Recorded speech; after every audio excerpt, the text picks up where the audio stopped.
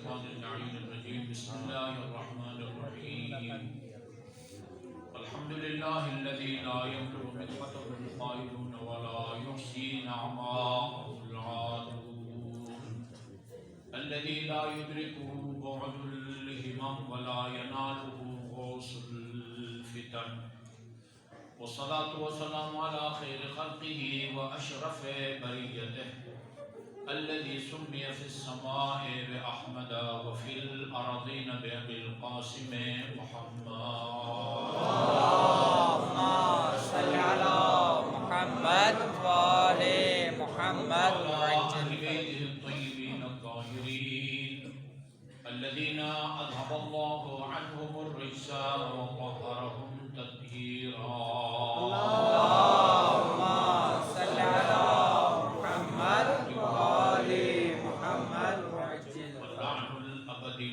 على أعدائهم أجمعين أما بعد فقال الله الحكيم بسم الله الرحمن الرحيم قل لا أسألكم عليه أجرا إلا المودة في القربى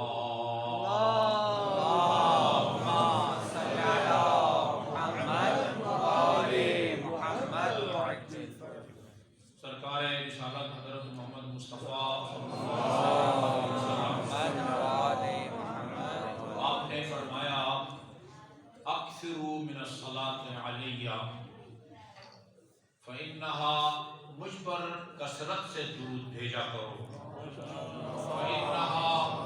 فإنها نور فی القبر ونور علی الصراط ونور فی الجنہ یہ درود اور صلوات قبر میں بھی پورے صراط پر بھی اور جنت میں بھی نور ثابت ہوگا اللهم صل على محمد وآل محمد وعجل یہ جو مساجد میں مقررین یا اسٹیج سیکرٹری آپ سے درخواست کرتے ہیں بآواز بلند صلوات، یہ رسول کریم کے اس حدیث کا گویا ترجمہ ہے۔ آپ نے فرمایا الصلاۃ علی بصوت عال تذهب بالنفاق، جو آدمی مجھ پر اور میری آل پر بآواز بلند صلوات بھیجے منافقت اس سے دور رہتی ہے۔ اللهم صل على محمد وآل محمد اتنے بلند آواز میں صلوات تو حدیث سنانے سے پہلے بھی آپ نے پڑھی تھی۔ اللهم صل على محمد وآل محمد وعجل فرج مومنین کرام، جیسے آپ نے آپ کے صاحب کے اعلان میں سنا، آج کی یہ مجلس ترغیب سیدوں کی مجلس ہے۔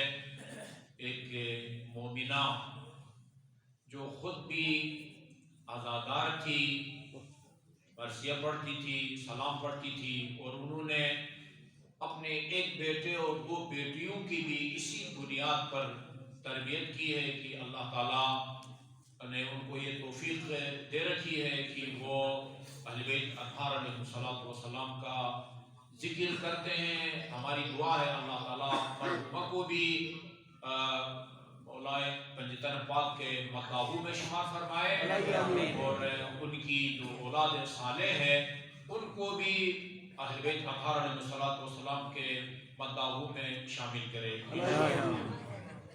جس آیت کریمہ کی میں نے آپ کے سامنے تلاوت کی ہے اس کے بارے میں کچھ عرض کرنے سے پہلے ایک تمہیدی نکتہ،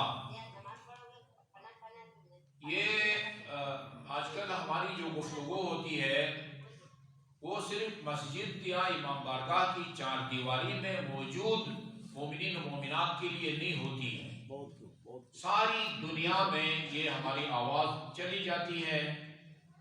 تو یہ جو تمہیدی گفتگو میں کرنے لگا ہوں یہ صرف مرحومہ کے لواحقین کے لیے نہیں ہے، تمام مرحومین کے پسماندگان کے لیے ہیں، چاہے وہ اس مجلس میں موجود ہوں یا اس چار دیواری سے باہر ہیں، ملک کے دوسرے شہروں میں یا دوسرے ممالک میں بھی اگر رہتے ہیں، سب کے لیے یہ میرا پیغام ہے کہ اللہ تعالیٰ کا یہ خاص کرم ہے کہ جو مومنین ہم سے بچھڑ جاتے ہیں، جو عزیز ہم سے بچھڑ جاتے ہیں، ان کے رحلت کے بعد اور ان کی آنکھ بند ہونے کے بعد جس طرح زندگی میں ہم جب چاہتے اور جہاں چاہتے ان سے مل سکتے تھے، اسی طرح اب ہم ان سے نہیں مل سکتے، جب چاہیں نہ وہ ہم سے مل سکتے ہیں۔ لیکن ایسا بھی نہیں ہے کہ ہمارا ان سے اور ان کا ہم سے کسی قسم کا رابطہ ممکن نہ ہو، بلکہ روایات میں ہمارے جو مرحومین مرحومات ہیں ان کو اپنے اعمال کے مطابق ادھر آنے کی اجازت دی جاتی ہے۔ وہ آتے ہیں، اپنے اہل خانہ کو، اپنے عزیزوں کو، بیٹوں کو، بیٹیوں کو دیکھتے ہیں۔ وہ اگر اللہ تعالیٰ کی اطاعت میں مصروف ہوں، خوشحال ہو کے واپس جاتی ہیں روحیں، خدا نخواستہ اللہ تعالیٰ کی نافرمانی میں مصروف ہوں، ناراض ہو کے واپس جاتی ہیں۔ جس طرح ہم دنیا میں ایک دوسرے کے تعاون کے محتاج ہیں، اللہ کا حکم بھی ہے تعاون علی البر والتقوی ولا تعاون علی الاثم والعدوان۔ نیک کام کوئی کر رہا ہو، تقوی والا کام کر رہا ہو، اس کے ساتھ تعاون کرو۔ اگر کوئی گناہ کر رہا ہو یا ظلم کر رہا ہو تو اس کے ساتھ تعاون مت کرو۔ جس طرح یہ ہمارے مرحومین اپنی زندگی میں آپ کے تعاون کے محتاج تھے، اس سے زیادہ اس دنیا سے اٹھ جانے کے بعد اور رحلت ہونے کے بعد آپ کے تعاون اور آپ کی مدد کے محتاج ہیں۔ اس میں کوئی شک نہیں ہے۔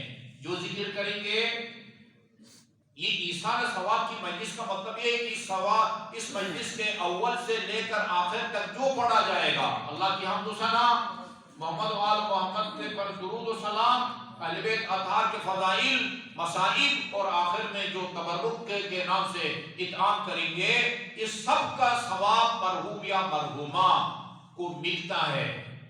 لیکن یہ نوٹ کرنے والی بات ہے کہ یہ سب کچھ ہماری طرف سے مرحوم یا مرحومہ کے لیے ہدیہ ہے، تحفہ ہے، گفٹ ہے۔ آپ یہ کام کریں گے تو اس کا ثواب ان کو ملے گا، نہیں کریں گے تو یہ کام ان کو نہیں ملے گا۔ لیکن اگر نہیں کریں گے خدا نخواستہ، مرحوم جواب دہ نہیں ہے، ان سے یہ نہیں پوچھا جائے گا کہ تمہارے ایثار ثواب کے لیے ان کی مجلس منعقد کیوں نہیں کی گئی، مجلس کے اختتام پر تبرک تقسیم کیوں نہیں کیا گیا، یہ نہیں پوچھا جائے گا۔ ہمیں ان چیزوں کا زیادہ خیال رکھنا ہے جس کے ہمارے مرحومین جواب دہ ہیں۔ ماشاءاللہ ماشاءاللہ، وہ کیا ہے؟ خدا نخواستہ جس خاتون نے اپنے بچوں کی اس طرح تربیت کی ہے، مجھے یقین ہے کہ ان کے ذمہ کوئی حق اللہ یا حق الناس واجب الادا نہیں ہوگا۔ جو بات ہم کرتے ہیں کلی طور پر کرتے ہیں، جنرل بات کرتے ہیں کہ یہ تحفہ ہے، تحفہ بھیجیں گے تو وہ خوش ہوں گے، ثواب ملے گا، نہیں بھیجیں گے تو خدا کی بارگاہ میں وہ جواب دہ نہیں ہے۔ خدا کی بارگاہ میں کس چیز کے بارے میں جواب دہ ہیں مرحومین و مرحومات؟ ان حقوق کے بارے میں جو ان کے ذمہ واجب ادا تھے اور خدا نخواستہ ادائیگی سے پہلے ان کا انتقال ہو گیا، اور خصوصاً والدین اور بالاخص والدہ۔ کل رات کی مجلس میں نے آیت پڑھی تھی، خدا جس آیت کریمہ میں اپنا شکر ادا کرنے کا حکم دیتا ہے، اسی چھوٹی سی آیت کریمہ میں والدین کی شکرانے کا بھی حکم دیتا ہے۔ انشکر لی ولوالدیک، میرا شکر ادا کر اس بے شمار نعمتوں کی وجہ سے، اور اپنے والدین کا بھی شکر ادا کر جنہوں نے تمہیں اس طریقے سے پالا ہے۔ اور جس آیت کریمہ میں اللہ تعالیٰ نے اپنی عبادت کا حکم دیا ہے، اسی آیت کریمہ میں اسی تاکید کے ساتھ اسی لب و لہجہ میں والدین کے ساتھ احسان اور نیکی کا حکم دیا ہے۔ وَقَضَىٰ رَبُّكَ أَلَّا تَعْبُدُوا إِلَّا إِيَّاهُ، اللہ کا یہ حکم ہے کہ اس کے علاوہ کسی اور کی عبادت نہ کی جائے، اور وَبِالْوَالِدَيْنِ إِحْسَانًا، والدین کے ساتھ احسان کرو۔ امام زین العابدین علیہ السلام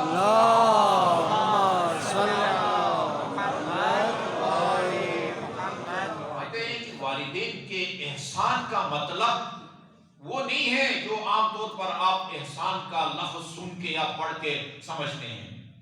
احسان والدین کا مطلب یہ ہے کہ ان کی ضروریات زندگی پر نظر رکھو، کھانے پینے کے حوالے سے، لباس کے حوالے سے، رہائش کے حوالے سے کبھی اس بات کی نوبت نہ آنے دو کہ تمہارے سامنے اپنی ضرورت کا اظہار کریں. تم خود دیکھو جس چیز کی ان کو ضرورت ہے فراہم کرو. والدین سے احسان کا مطلب یہ ہوتا ہے وبالوالدین احسانا، اور خصوصاً والدہ. اس شخص نے رسول خدا صلی اللہ علیہ وسلم یا رسول اللہ میں بہت بڑا گناہگار ہوں، کوئی گناہ ایسا نہیں ہے جو میں نے نہ کیا ہو، جس کا میں مرتکب نہ ہوا ہوں، توبہ کی کوئی سبیل ہے؟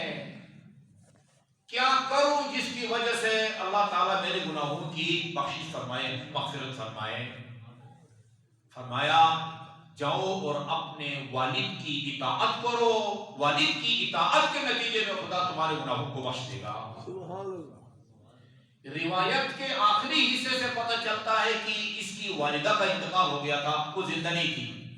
جب رسول خدا سے بخشش، اپنے آپ کو بخشوانے کا طریقہ لے کے نکلا تو رسول خدا نے فرمایا کاش کہ اس کی ماں زندہ ہوتی، میں کہتا ماں کی اطاعت کر. ماں مقدم ہے، ماں مقدم ہے. روایت ہے اگر آپ مستحب نماز پڑھ رہے ہو نا، مستحب نماز، اور کسی کام کی وجہ سے باپ بلائے، آپ نماز کو نہیں توڑ سکتے، ماں اگر بلائے تو مستحب نماز کو توڑ کے ماں کی دعوت پر لبیک ہو. جنت تحت امہات، تحت اقدام امہات، زیر قدم والدہ فردوس برین ہے. اس حدیث کا منظور ترجمہ کیا گیا ہے زیر قدم والدہ فردوس برین ہے. اس لیے امام جعفر صادق علیہ السلام نے فرمایا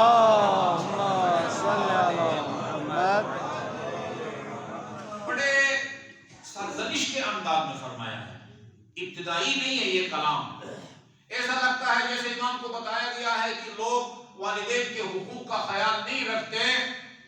ما لکم لا تبرون بوالدیکم حیین او میتین، یہ تمہیں کیا ہو گیا ہے کہ اپنے زندہ اور مرحوم والدین کے ساتھ نیکی نہیں کرتے؟ عرض کیا گیا مولا جو والدین زندہ ہیں ان سے نیکی کا مطلب تو سمجھ میں آتا ہے، کھانے پینے کا خیال رکھیں، لباس کا خیال رکھیں، رہائش کا خیال رکھیں. موسم کے اعتبار سے جو والدین اس دنیا میں نہیں رہے، مرحوم ہو گئے ہیں، ان کے ساتھ نیکی کا کیا تعلق ہے؟ آپ نے بطور نمونہ 4 اعمال کا یا عبادتوں کا ذکر کیا ہے بطور نمونہ. اس کا مطلب یہ نہیں ہے کہ 5واں نہیں ہے، 6واں نہیں ہے، 100واں نہیں ہے، 1000واں نہیں ہے. 4 ان کی اہمیت کے پیش نظر سب سے پہلا عمل کیا ہے جو والدین کے لیے نیکی کے طور پر کر سکتے ہیں؟ ان تصلوا عنہما، ان کی طرف سے نماز پڑھو. اگر وہ الحمدللہ نماز کے پابند تھے والدین، یہ شاید یہ نئی بات ہو مومنین کے لیے. یہ جو 5 وقت کی نماز ہم پڑھتے ہیں نا، اس کے 3 فائدے ہیں. ایک، فرض ادا ہوتا ہے. نمبر 2، گناہ بخشے جاتے ہیں. نمبر 3، ایک اضافی ثواب ملتا ہے. اضافی ثواب، آپ یہ اضافی ثواب اپنے والدین کو ہدیہ کرتے ہیں، وہ چاہے زندہ ہو یا مرحوم. آپ کا فرض بھی ادا ہو جائے گا اور گناہ بھی بخشے جائیں گے، کیونکہ امیر المومنین علیہ الصلوۃ والسلام نے فرمایا اللہم صل علی محمد وَلَقَدْ شَبَّهَهَا رسول اللہ بالحمۃ علی باب رجل. رسول خدا نے نماز کو اس گرم چشمے سے تشبیہ دی جو تم میں سے کسی کے گھر کے دروازے پر قدرتی طور پر پھوٹتا ہو. یغتسل منها كل يوم 5 مرات، اور گھر کا مالک دن میں 5 مرتبہ اس گرم پانی سے نہاتا ہو. بریکٹ میں میرا جملہ ہے، صابن لگا کے نہاتا ہو. فما عسى ان يبقى عليه شيء من الدرن، جس کے گھر کے دروازے پر گرم چشمہ پھوٹتا ہو اور وہ دن میں 5 مرتبہ نہاتا ہو، ممکن نہیں ہے کہ اس کے جسم پر کوئی میل کچیل باقی رہ جائے. اسی طرح جو آدمی 5 وقت کا نماز کا پابند ہے فإنها تحط الذنوب حتى الورق، نماز گزار کے گناہ اس طرح جھڑتے ہیں جس طرح موسم خزان یا سردی کی ہوا سے درخت کے پتے گرتے اور جھڑتے ہیں۔ اللہم صلی علی محمد وآل محمد۔ ان کی طرف سے نماز پڑھو، اگر نماز کے پابند تھے تو ایسے ہی شب میں 2 رکعت نماز پڑھ اس کا ثواب والدین کے لیے ہدیہ کر دو۔ آپ کو نہیں پتا، اندازہ نہیں کہ اس کا ان کو کتنا اجر اور ثواب ملتا ہے۔ یا 5 وقت کی نماز پڑھ کے خدایا فرض تو میرا ادا ہو گیا، اس کا جو ثواب تو مجھے دینا چاہتا ہے میں اپنے مرحوم والدین کے لیے ہدیہ کرتا ہوں، وہ ان کو مل جاتا ہے۔ کسی زندہ کو بھی ہدیہ کرتے ہیں اس کو ملتا ہے۔ آپ اپنے مال کے مالک ہیں، جس کو آپ دیں گے آپ اس کو دے سکتے ہیں۔ اور اگر خدا نخواستہ کوئی نماز رہ گئی ہے 1 دن کی، 1 مہینے کی، 1 سال کی، ایسے آدمیوں کو میں جانتا ہوں۔ ایک سید نے ہمارے ساتھ حج کیا، مکے میں اس نے میرے سامنے اعتراف کیا کہ آقا صاحب میں نے 70 سال اس کی عمر تھی، بیت اللہ کا طواف نہیں کر سکا، ہم نے اس کی طرف سے جوان کی ذمہ داری لگا دی، شیطان کو کنکریاں بھی نہیں مار سکا، اتنا کمزور ہو گیا تھا۔ کسی جوان نے اس کی طرف سے کنکریاں ماری، کہا کہ میں نے ساری زندگی 1 نماز بھی نہیں پڑھی اور 1 روزہ بھی نہیں رکھا۔ اب اس مرحوم کی اثار ثواب کے لیے ہم پورا عشرہ منائیں، اس عشرے کا اجر تو ملے گا، لیکن وہ جو نمازیں نہیں پڑھی ساری زندگی۔ ایک خاتون نے اس دن مجھے فون کیا لاہور سے، کہا کہ میں اپنے بھائی کے لیے نمازیں پڑھانا چاہتا ہوں۔ یہ مولانا صاحب تشریف فرمایا، اللہ ان کو صحت اور طول عمر دے، جامعۃ الکوثر کے سینئر استاد ہیں، PhD بھی ہیں، یہ پتہ نہیں M.Phil کر رہے ہیں۔ تو یہ انہوں نے ایک ٹیم بنائی ہوئی ہے طلباء کی، وہ مومنین کی، وہ قضا نمازیں پڑھتے ہیں، البتہ ہدیے بھی لیتے ہیں۔ یہ بتا رہے تھے کہ لندن سے ایک بندے نے فون کیا ان کو، وہ سنا تھا کہ یہ مت نہیں، وہ نمبر بھی ان کا مل گیا تھا، میں اکثر ذکر کرتا رہتا ہوں۔ انہوں نے کہا کہ میں نے اپنے پتنی والد یا والدہ یا کی 50 سال کی نمازیں پڑھانی ہے، آپ پڑھ دیں، 5000 روپیہ دوں گا۔ حاتم کی خبر پر لاکھ مار دی گئی۔ میں نے ان سے کہا، آپ اسے کہتے کہ آپ میرے کسی مرحوم کے لیے 10 دن کی نماز پڑھ کے دکھاؤ، میں 10,000 آپ کو دوں گا۔ اتنا آسان کام نہیں ہے کسی کے لیے ذمہ داری، ایک جسمانی طور پر فزیکلی پرمشقت کام ہے، اور پھر ذمہ داری، ایک حرف کی ادائیگی میں غلطی نہیں ہونی چاہیے۔ وہ آدمی کسی کے لیے نماز پڑھ سکتا ہے۔ یہ انتصلوا عنہما، ان کی طرف سے نماز پڑھو۔ اگر نماز کے پابند تھے، ایسی ہی نماز پڑھ کے اپنی 5 وقت کی نماز کا ثواب ان کے لیے ہدیہ کر دو۔ دوسرا، وَانْتَصُومُوا عَنْهُمَا، ان کی طرف سے روزہ رکھو۔ جو مومنین آیت اللہ سیستانی کی تقلید کرتے ہیں، بڑا زبردست فتویٰ ہے ان کا۔ آپ کے کسی مرحوم یا مرحومہ نے اگر زندگی میں 1 مہینہ 2 مہینہ رمضان مبارک کو روزہ نہیں رکھا، کسی شرعی مجبوری کی وجہ سے بھی نہیں، اللہ کی نافرمانی کر کے، سرکشی کر کے، بغاوت کر کے روزہ نہیں رکھا، وہ اگر زندگی میں اس کی تلافی کرتے، جتنے روزہ نہیں رکھے وہ بھی رکھتے، اور اس کے علاوہ فی روزہ 60 مسکینوں کو، غریبوں کو کھانا بھی کھلاتے۔ یہ کام زندگی میں نہیں کیا، مرحوم ہو گئے، اب ان کے لواحقین جبران کرنا چاہتے ہیں۔ آیت اللہ سیستانی حفظ اللہ کہتے ہیں ان کی طرف سے روزہ رکھنا ضروری نہیں ہے، مد کافی ہے۔ 1 مہینے کا 22.5 کلو آٹا دے دے، وہ اس عالم میں بری ذمہ ہو جائیں گے، عذاب ہو رہا ہو تو وہ ٹل جائے گا۔ کیا چیز ہے؟ 1 مہینے کا 22.5 کلو آٹا، جس طرح شوگر کا مریض یا زیادہ کوڑا اگر نہیں رکھ سکتا، رمضان کا وہ مد دیتا ہے۔ اسی طرح وہ بندے خدا زندگی میں اس نے روزہ نہیں رکھے، البتہ بعض علماء کہتے ہیں کہ نہیں، اس طرح سے روزے رکھوانا ضروری ہے۔ یہ کہتے ہیں آیت اللہ سیستانی اس کی طرف سے روزہ رکھوانا ضروری نہیں ہے۔ اگر آپ مد بھی دے دیں، فی روزہ 750 گرام، فی روزہ اگر 750 گرام ہو تو 30 کو 7.5 میں ضرب دے دیں، یہ بنے گا 22,500 گرام۔ اس کو کلو بنانا چاہیں، 1000 پر تقسیم کریں گے، یہ بنے گا 22.5 کلو، 22.5 کلو۔ وَأَن تَصُومُوا عَنْهُمَا وَأَن تَحِجُّوا عَنْهُمَا، ان کی طرف سے حج بیت اللہ کرو۔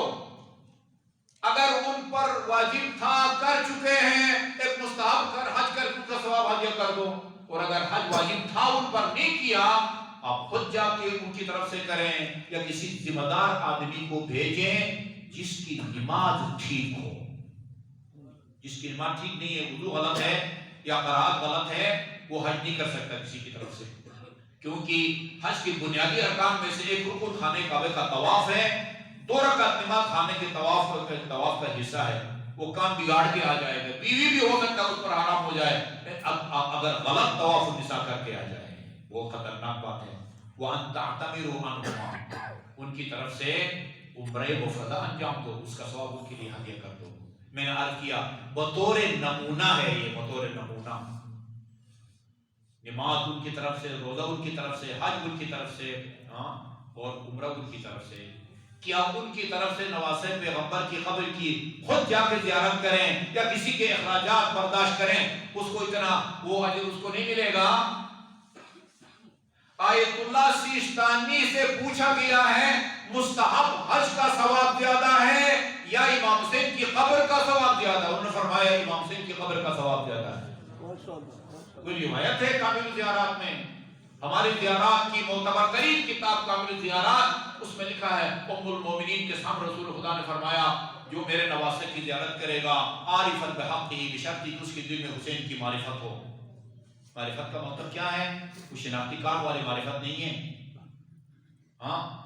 اس کو علی اور بطول کا بیٹا سمجھتا ہو، رسول کا نواسہ سمجھتا ہو، ابو طالب کا پوتا، یہ نہیں۔ امام حسین کی معرفت، پنجتن کی معرفت کا مطلب کیا ہے یا ان کو ماننے کا مطلب کیا ہے؟ اس کا مطلب یہ ہے کہ حسین کو خدا کی طرف سے منسوب، معصوم اور حجت سمجھو اور اپنا دین حسین سے لے کر عمل کرنے کا پابند سمجھو۔ یہ بندہ کہہ سکتا ہے میرے دل میں حسین کی معرفت ہے۔ جو کہتے ہیں پنجتن کو ہم مانتے ہیں، دین کہیں اور سے لیتے ہیں، توحید کہیں اور سے لیتے ہیں، وضو کا طریقہ کہیں اور سے لیتے ہیں، حج کا، نکاح کا، طلاق کا طریقہ اور کہتے ہیں، اور کہتے ہیں ہم پنجتن کو مانتے ہیں، وہ اپنے آپ کو بھی دھوکہ دے رہے ہیں اور آپ کو بھی دے رہے ہیں۔ پنجتن کو ماننے کی توفیق خدا کو آپ نے دی، خدا نے آپ کو دی ہے جو اپنا سارا دین فطرت پیغمبر سے لینے کے پابند سمجھتے ہیں۔ اللہم صلی علی محمد وآل محمد۔ الانوار کی جلد نمبر 5 میں امام جعفر صادق علیہ السلام نے فرمایا صلی علی محمد۔ اس حقیقت کو نہیں چھپاتے، اس حقیقت کو نہیں چھپاتے، یہ حدیث ثقلین کا مضمون ہے۔ فرمایا کلما لم یخرج من هذا البیت فهو باطل۔ دیکھو دین کی جو بات، چاہے وہ عقیدہ ہو، نماز کا طریقہ ہو، وضو کا طریقہ ہو، حج کا، طلاق کا، نکاح کا، جو عبادت کا طریقہ یا عقیدہ اس گھرانے سے نہیں لیا جائے گا فهو باطل، وہ باطل اور غلط ہے۔ خدا کا شکر ادا کریں کہ اللہ اہل بیت نے آپ کو، اہل بیت، اللہ تعالیٰ نے آپ کو اہل بیت اطہار علیہ السلام کی دامن سے متمسک بنایا۔ خدا رحمت کرے اس شاعر پر جس نے کہا لا عذب اللہ امی اذ شربت، یہ آج کی اس ماں کو سلام کرتے ہیں، لا عذب اللہ امی اذ شربت حب الوصی وردت بیہ باللبن، خدا میری مادر گرامی کو آتش جہنم سے محفوظ رکھے جس نے اپنے دودھ میں حب علی کو گھول کے مجھے پلایا ہے۔ وَقَانَ وَالِدِي يَحْوِي أَبَا حَسَنٍ، میرا باپ بھی محب علی تھا، فَكُنْتُ مِنْ دِي وَدَا أَحْوِي أَبَا حَسَنٍ، آج اگر میرے دل میں علی کی محبت ہے وہ ماں اور باپ کی مرہون منت ہے۔ وہ چونکہ محب علی تھی، وہ چونکہ محب علی تھے، لہذا یہ ولایت اور یہ مودت اور محبت مجھے میراث میں ملی ہے۔ باواد بلند درود بھیجے محمد صلی علی محمد وآل محمد۔ اس میں ہے البخیل کل البخیل من ذکرت عنده ولم یصلی، سب سے بڑا بخیل اور کنجوس آدمی وہ ہے جس کے سامنے میں محمد کا نام لیا جائے لیکن وہ مجھ پر اور میری آل پر درود نہ بھیجے۔ اللہم صلی علی محمد وآل محمد۔ تو کہا جو زیارت کرے عارفاً بحقہ، اس کو اللہ تعالیٰ ایک قبول حج اور قبول عمرے کا ثواب عطا فرمائے گا۔ ام المومنین نے حیرت سے پوچھا یا رسول اللہ اتنا آسان عمل اور اس کا ثواب اتنا زیادہ؟ یہ ثواب صرف پاکستان سے لاکھوں روپیہ خرچ کر کے جانے والوں کو نہیں ملتا، وہ کربلا کا ایک نجف کا باشندہ بھی شمس میں جا کے زری کے سامنے جا کے کھڑے ہو کے کہے دل کی گہرائی سے السلام علیکم یا ابا عبداللہ، اس کو بھی اتنا اجر اور ثواب ملتا ہے۔ اچھا، جب ایک حج اور ایک عمرے کا ذکر کر کے تعجب کا اظہار جو المومنین نے فرمایا 2 حج اور 2 عمرے، 3 حج اور 3 عمرے، اور آخر میں فرمایا جو آدمی میرے نواسے کی قبر کی زیارت کرے گا عارفاً بحقہ، اللہ اس کو ایسے 90 حج اور عمروں کا ثواب عطا فرمائے گا جو میں رسول کی قیادت میں انجام دیے گئے۔ ایک عام تو مولانا صاحب جو کاروان لے کے جاتے ہیں اس میں نہیں، رسول کی قیادت میں 90 حجوں کا اور عمروں کا ثواب ملتا ہے اس خوش قسمت کو جو نواسے پیغمبر کی قبر کی زیارت کرے۔ اللہم صلی علی محمد وآلہ محمد میں ہے اللہ تعالیٰ نے امام حسین کو یہ جو قربانی بے نظیر پیش کی ہے نا خدا کی بارگاہ میں، اس کے صلے کے طور پر 4 نعمتوں سے نوازا ہے۔ ان 4 نعمتوں سے کسی کو بھی نہیں نوازا اللہ تعالیٰ نے۔ نمبر 1 استجابت الدعاء تحت قبتہ، جس خوش نصیب کی اس قبے کے تک رسائی حاصل ہو جائے اس کے نیچے جو دعا مانگی جاتی ہے وہ مسترد نہیں ہوتی، اس کو اللہ تعالیٰ ضرور قبول فرماتا ہے۔ اور وشفاء فی تربتہ، دنیا کی کسی خاک میں مٹی میں خدا نے شفا نہیں رکھی سوائے خاک کربلا کے، یہ دوسرا صلہ ملا ہے۔ تیسرا والائمۃ من عترتہ، یہ جو ائمہ معصومین کا سلسلہ چلا ہے وہ امام حسن بڑے تھے لیکن ان کی اولاد سے نہیں چلا، یہ حسین کی اولاد سے امامت کا سلسلہ چلا ہے اس قربانی کے صلے کے طور پر۔ اور آخری جو آدمی زیارات کے لیے جاتا ہے نا، جتنے دن یا جتنے مہینے آنے جانے میں لگتے ہیں نا، یہ آپ کی عمر میں سے منہا نہیں ہوتے، یہ خدا کی طرف سے یہ 6 مہینہ 1 سال میں گلگت کا ہوں کشمیر کے راستے سے پیدل جانے والے لوگ موجود تھے ہمارے علاقے میں، جتنا عرصہ ان کو لگتا ہے۔ اگر ایک آدمی نے اس کی طبیعی عمر 70 سال ہے اور 6 مہینے اس کو لگ گئے ہیں آنے جانے میں، اب اس کی عمر وہ 69.5 سال نہیں ہوگی، 70 سال پورے ہوں گے اور یہ اس کو فالتو ملیں گے 6 مہینے۔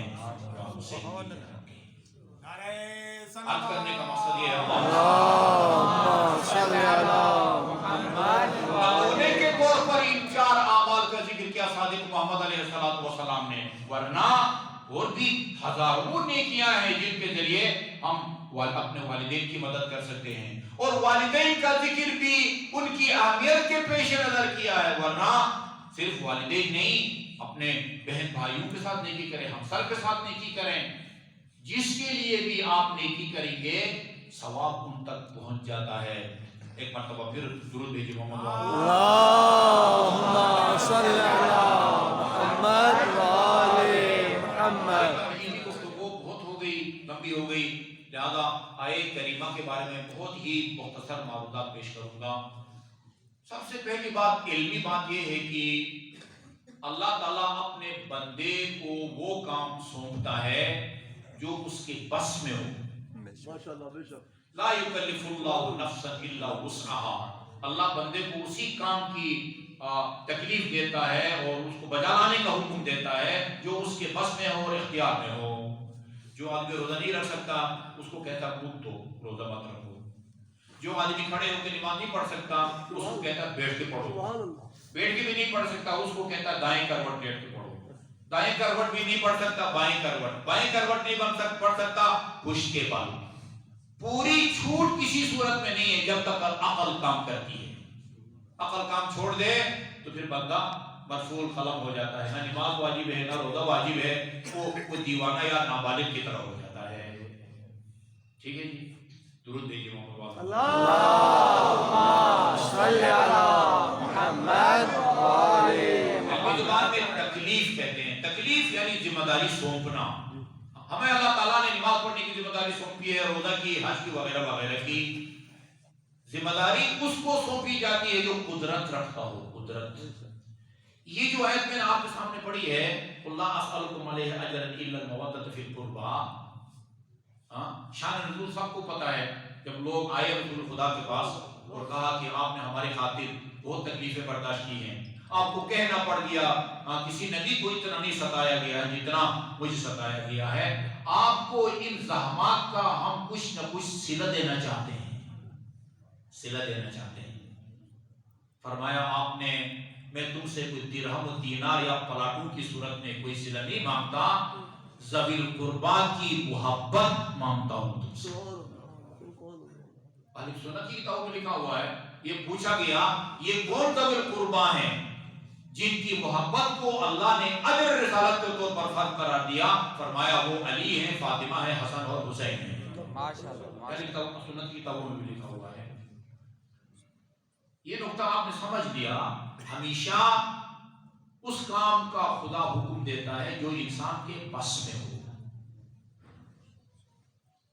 کسی سے محبت کرنا یا کسی سے دشمنی یہ آپ کے بس میں نہیں ہے، آپ کے بس میں ایک مصرع ہے نا، محبت کی نہیں جاتی ہو جاتی ہے۔ اسباب محبت ہوتے ہیں، اسباب محبت۔ میں اگر حج پہ جا رہا ہوں اور آپ میں سے کسی سے کہوں کرنل صاحب میں حج پہ جا رہا ہوں 40 دن کے لیے، جی آپ میرے بچوں سے محبت کریں گے، یہ لحاظ میں شاید کچھ نہ کہیں لیکن دل میں کہیں گے کہ صاحب یہ محبت کسی کی فرمائش پر یا آرڈر پر نہیں کی جاتی، یہ دیکھا جاتا ہے کہ آپ کے بچے اس قابل ہیں کہ ان سے محبت کی جائے۔ آپ نہ بھی کہیں تو ہم محبت کریں گے، لیکن بد اخلاق ہیں، بد کردار ہیں، سلام نہیں کرتے، سلام کا جواب بھی نہیں دیتے، آپ لاکھ سفارش کریں ہمارے دل میں ان کی محبت کی کوئی گنجائش نہیں ہوگی۔ محبت خود بخود ہوتی ہے، اسباب محبت ہوتے ہیں۔ علماء اخلاق نے کتابوں میں لکھا ہے کسی سے آپ محبت کیوں کرتے ہیں؟ اس میں کوئی کمال پایا جاتا ہے، اس کمال کی وجہ سے اس سے محبت کرتے ہیں، اس میں جمال پایا جاتا ہے، اس کو ایسے محبت کرتے ہیں، وہ آپ کا محسن ہے اس لیے آپ اس کو محبت کرتے ہیں۔ بھائی محبت کے اپنے اسباب ہوتے ہیں، اگر وہ اسباب موجود ہیں آپ محبت کریں گے، اسباب محبت میں سے کوئی سبب موجود نہیں ہے، لاکھ تاکید کی جائے آپ کے دل میں محبت پیدا نہیں ہوگی۔ مجھے خالق کائنات سے عرض کر رہے تھے پالنے والے، یہ جن ہستیوں کی عبادت کا تو حکم دے رہا ہے کیا ان کے کمالات ان سے محبت کے لیے کافی نہیں ہیں؟ تیرے حکم کی کیا ضرورت ہے؟ جی جنہوں نے قرآن نہیں پڑھا، جنہوں نے رسول کو بھی نہیں مانا، خدا کے منکر ہے۔ میں آپ کو اس دنیا میں خدا کے منکر محب علی دکھا سکتا ہوں، خدا کے منکر محب علی۔ کیا ہندو نے امام حسین کی شان میں دیوان نہیں لکھے؟ موجود ہیں۔ پچھلے سال 2 سال پہلے میں یہ منڈی بہاؤدین اشرا کے لیے گیا تھا، وہاں وہ اشرا کی مجلس ہو رہی تھی، چوک میں وہ ایک سکھ کھڑا تھا، میں نے بعد ان سے پوچھا یہ سکھ سردار گزر رہا تھا یا اسپیشل آیا تھا؟ کہا نہیں، ہر سال ہمارا داداروں میں شامل ہے۔ سکھ اپنا کلام سناتے ہیں امام حسین کی شان میں، حضرت علی کی شان میں، وہ علی سے محبت کرتے ہیں۔ وہ یہ قل لا اسألکم علیہ اجر الا المودۃ فی القربى پر عمل کر کے علی سے محبت کرتے ہیں، تو قرآن کو بھی نہیں مانتے، خدا کو بھی نہیں مانتے، علی کے کمالات ان کو مجبور کرتے ہیں کہ علی سے محبت کریں۔ وہ عیسائی رائٹر جو جردہ جو رسول کو رسول بھی نہیں مانتا، اس نے تاریخ اسلام کو پڑھا ہے، ہسٹری کو پڑھا ہے، اس نے علی کی شجاعت کو دیکھا ہے، اس نے علی کی عدالت کو دیکھا ہے، اس نے علی کی عبادت کو دیکھا ہے، اور علی کی عدالت سے متاثر ہو کے اتنی کتاب لکھی ہے، اردو میں بھی، فارسی میں بھی، انگلش میں بھی اس کا ترجمہ ہوا ہے۔ العدالت صوت العدالت الانسانیہ، الامام علی اپنی کتاب کا نام رکھا ہے، انسانی عدالت کی آواز امام علی۔ یہ تو علی کے کمالات مجبور کرتے ہیں۔ علی کی شجاعت عمر آس جیسے علی کے جانی دشمن کو علی کی شان میں قصیدہ پڑھنے پر مجبور کرتا ہے۔ ماشاءاللہ آپ جائیں نا حرم امیر المومنین میں، اوپر چھت کے اوپر یہ قصیدہ لکھا ہوا ہے عمر بن عاص کا، بِآل محمد عرف صواب وفی ابیاتہ نزل الکتاب ہم حجج الالہ علی بربهم وبربهم عرف بهم وبضدهم عرف الصواب. وہ کہتے ہیں دنیا نے حق اور حقیقت کو اگر سمجھا ہے آل محمد کی وجہ سے سمجھا ہے. عمر عاص علی کے جانی اور خونی دشمن کا مشیر خاص یہی تھا نا عمر عاص، اس کا یہ قصیدہ ہے. اچھا ہم حجت الالہ علی البرایا، آل محمد خدا کی مخلوق پر اللہ کی طرف سے حجت ہے. بہم و بجدہم عرف الصواب. دنیا نے اگر حق کو حقیقت کو سمجھا ہے یا ان کی وجہ سے یا ان کی جد کی وجہ سے.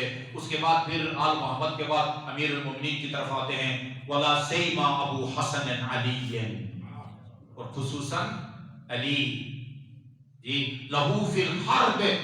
جو آدمی جتنے علی کی کسی فضیلت سے متاثر تھا اسی فضیلت کے بارے میں یا قصیدہ لکھا ہے یا کتاب لکھی ہے. یہ عمر عاص امیر المومنین کی شجاعت سے زیادہ وہ تھا. لہو فی الحرب مرتبۃ تہاب.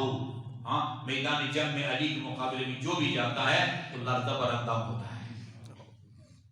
هو البقاء فی المحراب لیلا هو الضحاک اذا اشتد الضراب. علی جب محراب عبادت میں ہوتا ہے تو سب سے زیادہ رونے والا آپ کو علی نظر آئے گا. هو الضحاک اذا اشتد الضراب. رنگ کا میدان جب گرم ہو وہاں تمہیں علی مسکراتا ہوا نظر آئے گا. خاصیت ہے جی علی الدر والذهب المصفى وباقی الناس كلهم تراب. ہاں جو لوگ کسی کو علی کے مقابلے میں لانا چاہتے ہیں وہ کہتے ہیں میں تم بتاتا ہوں کہ علی اور باقی لوگوں میں کیا فرق ہے. علی الدر والذهب المصفى. علی خالص موتی ہے والذهب موتی ہے والذهب المصفى اور صاف شدہ سونا ہے. وباقی الناس كلهم تراب. علی کے مقابلے میں باقی لوگ عام مٹی کی حیثیت کرتے ہیں. اللهم صل علی علی کی امامت کا قائل نہیں تھا. علی کے کمالات اس کو مجبور کرتے ہیں. علی کی شجاعت اور بہادری اور طاقت اس کو مجبور کرتی ہے کہ قصیدہ لکھے جو حرم امیر المومنین علیہ السلام میں آپ جا کے پڑھ سکتے ہیں.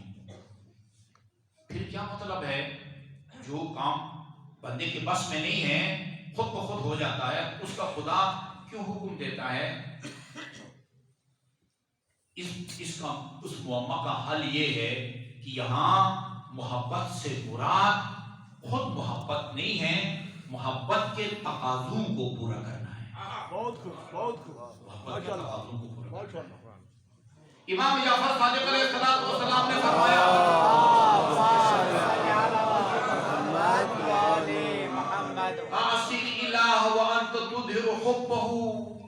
تو اللہ تعالیٰ کی نافرمانی بھی کرتا ہے اور اس کی محبت کا بھی دم بھرتا ہے.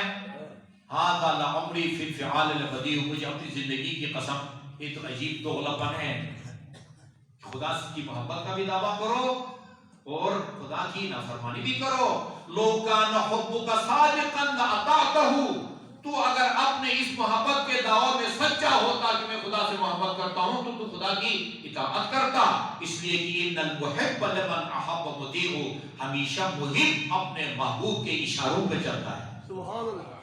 جس کے دل میں حقیقی معنی میں علی کی محبت ہو وہ علی کا پیروکار ہوتا ہے.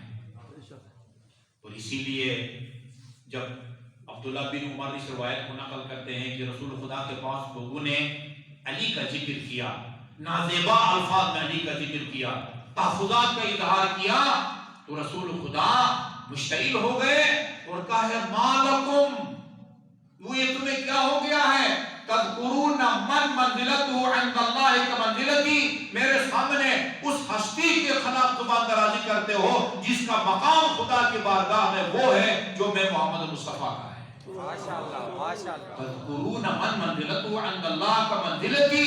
اس کے بعد فرمایا الا من احب علی لا یخرج من الدنیا حتی یشرب من الکوثر. یاد رکھو جس کے دل میں علی کی محبت ہوگی وہ اس وقت تک اس دنیا سے نہیں جائے گا جب تک حوض کوثر کا پانی اسی دنیا میں نہیں پیے گا.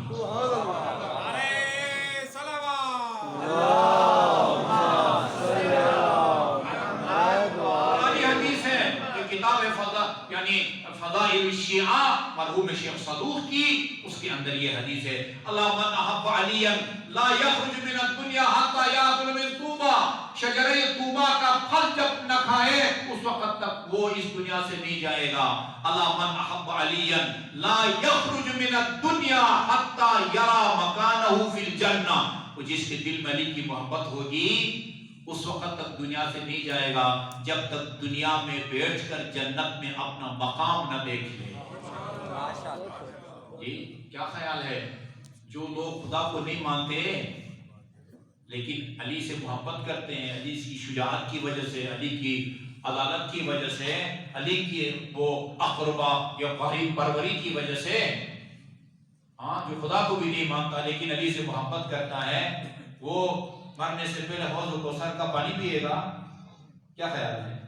وہ جو رسول کو نہیں مانتا، وہ عیسائی کتاب بھی لکھی ہے، وہ آپ کا کیا خیال ہے؟ رسالت کا انکار ہے، کرتا ہے اور کافر ہے، مرنے سے پہلے جنت میں وہ اپنا مقام دیکھے گا؟ اچھا بھائی رسول کو بھی نہیں مانتا لیکن علی کو وہ مقام نہیں دیتا جو علی خدا نے علی کو دے رکھا ہے، کیا خیال ہے؟ لیکن اس کے دل میں علی کی محبت ہے، وہ مرنے سے پہلے جنت میں اپنا مقام دیکھے گا؟ کیوں خاموش ہے؟ نہیں دیکھے گا۔ خدا کا منکر اس کے دل میں علی کی محبت ہے، وہ جنت میں نہیں جائے گا۔ رسول کا منکر بے شک اس کے دل میں علی کی محبت ہے، وہ جنت میں نہیں جائے گا۔ علی کو اور علی کے 11 فرزندوں کو خدا کا حجت جو نہیں مانتا جی وہ جنت میں نہیں جائے گا، جی جائے گی اسی دنیا میں جنت میں اپنا وہ مقام دیکھ لے۔ پھر یہ کون ہو سکتا ہے؟ یہ وہ ہو سکتا ہے جس کے دل میں علی کی محبت ہے، علی سے اپنا دین لیتا ہے۔ اچھا بھائی علی سے محبت بھی کرتا ہے، علی کو پہلا خلیفہ بھی مانتا ہے، لیکن ساری زندگی اس بزرگ کی طرح نہ نماز پڑھی ہے نہ روزہ رکھا ہے، حج بھی اس کے ذمہ ہے وہ بھی نہیں کیا، لوگوں کا قرض دینا ہے وہ بھی نہیں کیا، لیکن الحمدللہ دل علی کی محبت سے سرشار ہے، وہ مرنے سے پہلے جنت میں اپنا مقام دیکھے گا۔ کیا خیال ہے؟ نہیں، یہ تو خالجی کا گھر نہیں ہے، پاپڑ بیلنے پڑتے ہیں اس کے لیے، ٹھیک ہے جی۔ وہ آدمی دیکھے گا جو علی کو اپنا پیشوا بھی مانتا ہو، ساری زندگی اپنی علی کی اطاعت میں گزاری ہو۔ میں ابھی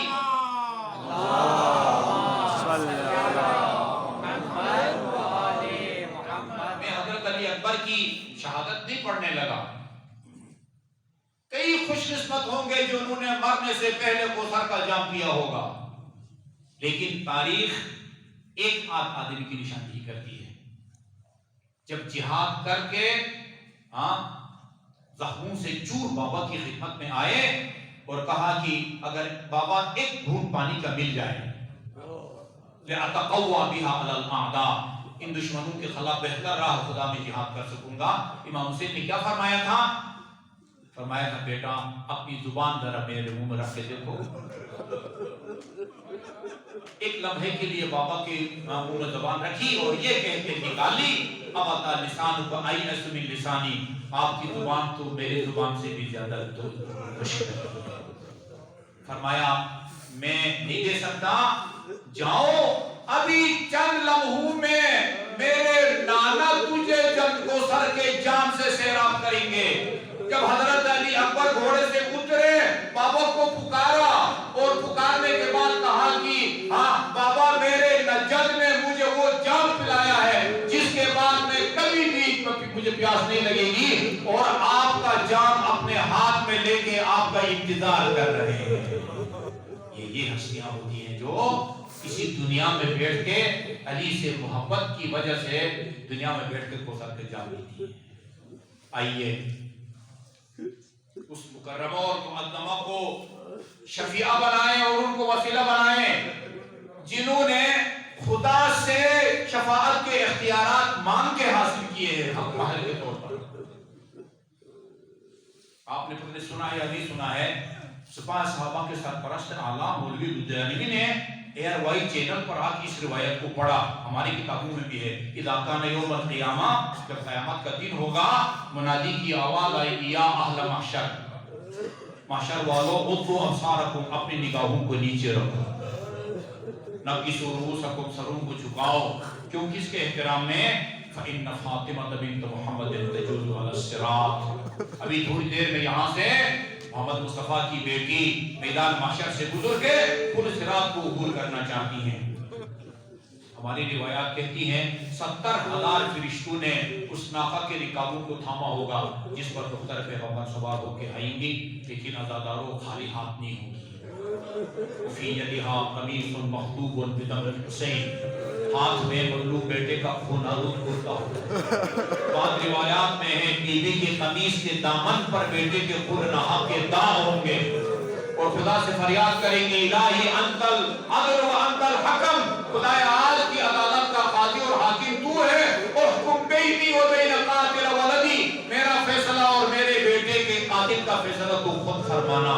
उसके बाद एक और दुआए जुमला आपके लिए कहा है, खुदाया मुझे उन अज़ादारों की शफाअत के इख्तियारात दे, इजाजत दे जो दुनिया में मेरे मजलूम के मसाइल को याद करके रोते हैं।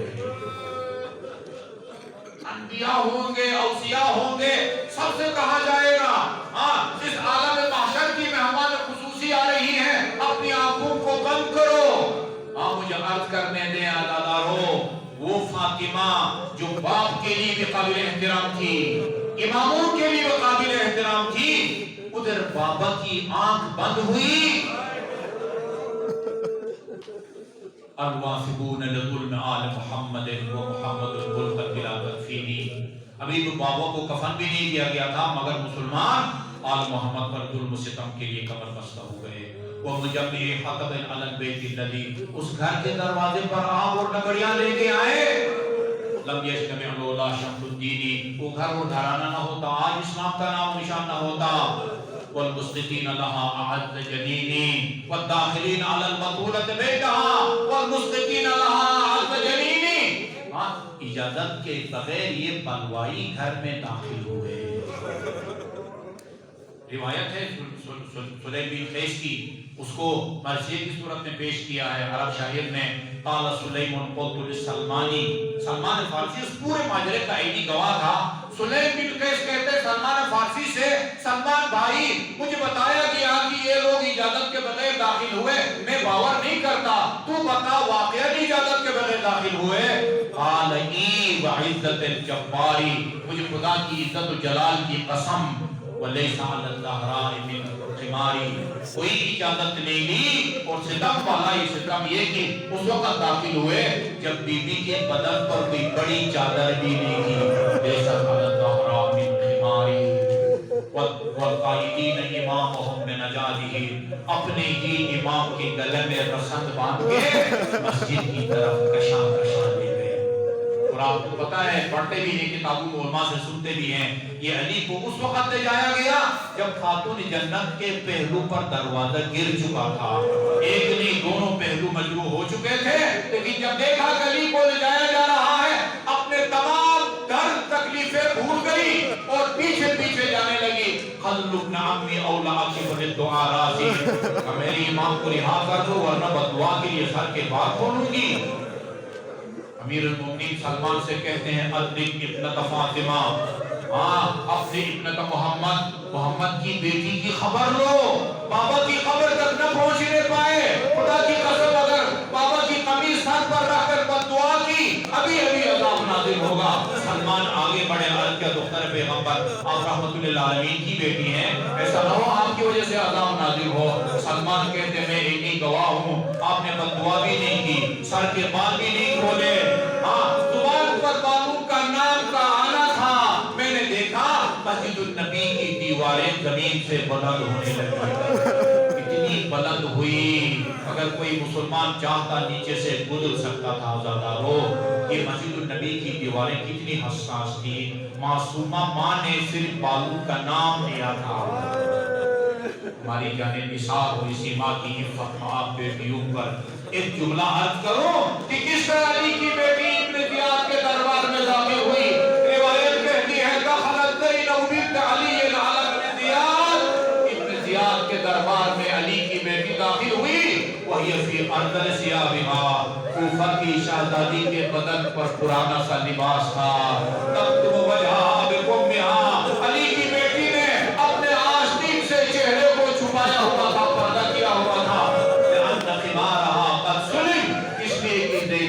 شہادت کی چادر کربلا میں اشقیاء نے چھین لی تھی محمد للمظلومون قد ظہروا